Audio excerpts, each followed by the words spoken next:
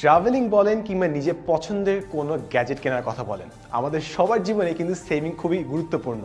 অর্থাৎ আমাদের সঞ্চয়ের কোনো একটা পরিকল্পনার দরকার হয়। তাই এই এপিসোডে আমরা দেখব যে সঞ্চয় করার 3টি বেসিক হ্যাবিট যেটা আমাদের জীবনে অনেক বেশি কাজে দিবে।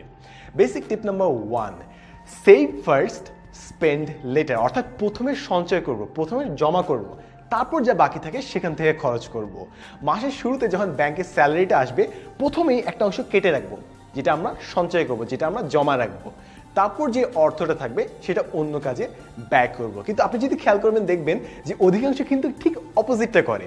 মাসের শুরুতে যখন টাকাটা আসে, পকেট যখন টাকায় গরম থাকে, আমরা দেদারসে বিভিন্ন খরচ করে ফেলি। এই জায়গায় যাচ্ছি, ওই জিনিস কিনছি, এই খাবার টেস্ট করছি, অনেক কিছু করে ফেলি।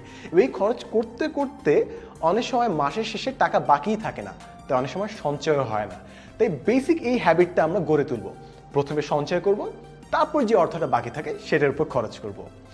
বেসিক টিপ নাম্বার 2, কোনটা আমাদের নিড এবং কোনটা আমাদের ওয়ান্ট, এই দুটো পার্থক্য বের করব। অর্থাৎ যেগুলো জিনিস আমাদের নিড, অর্থাৎ প্রতি মাসেই আমাদের দরকার হয়, না হলে হবে না, আমাদের বাসা ভাড়ার খরচ, আমাদের যাতায়াতের খরচ, আমাদের খাবার দাবারের খরচ, আমাদের চিকিৎসা খরচ, এগুলো একদম আলাদা করে রাখবো এবং এগুলোর উপর আমরা খরচ করব সঞ্চয় করার পর। অর্থাৎ প্রথমে সঞ্চয় করলাম, তারপর যে অর্থটা বাকি থাকে সেটা এই বেসিক নিডসগুলোর উপর খরচ করব। এরপরে যদি কোনো অর্থ বাকি থাকে সেগুলো আমাদের ওয়ান্টসগুলোর উপর ব্যয় করব। অর্থাৎ যেগুলো আমাদের ইচ্ছা, কোনো একটা ডিজাইনের ক্লোথ কিনতে যাচ্ছি কিংবা ফোনটা আপগ্রেড করতে যাচ্ছি, ওগুলোর ইচ্ছার উপর আমরা বাদ বাকি যদি কোনো অর্থ থাকে সেটা স্পেন্ড করব। অর্থাৎ প্রথমে যেগুলো আমাদের বেসিক নিড ওগুলোর উপর খরচ করব, তারপর যেগুলো ইচ্ছা ওগুলোর উপর খরচ করব। যদি ফার্স্টে ইচ্ছার উপর খরচ করি অনেক সময় আমাদের সেভিংস হবে না, কিংবা অনেক সময় আমাদের বেসিক চাহিদাগুলোই পূরণ হবে না।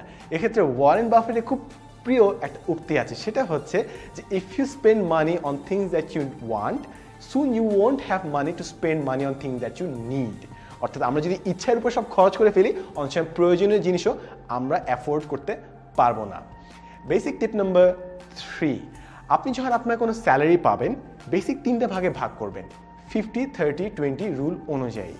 50% হচ্ছে দৈনিক কিংবা মাসিক যে চাহিদাগুলো আছে একদম ম্যান্ডেটরি হতেই হবে, ওসব চাহিদা পিছে, বাসা ভাড়া, খাওয়া দাওয়া, ট্রান্সপোর্টেশন, এগুলো পিছে। এরপর বাকি থাকে 50%।